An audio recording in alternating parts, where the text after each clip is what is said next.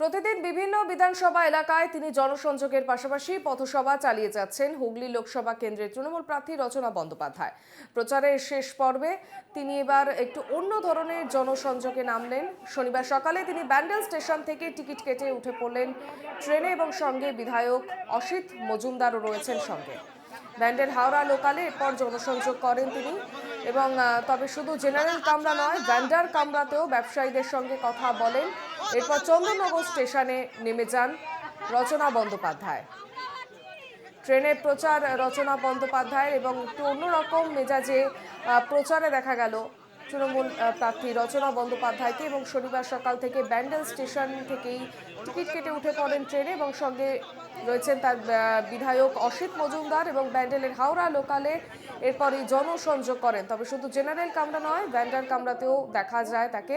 এরপর চন্দননগর স্টেশনে নেমে যান রচনা।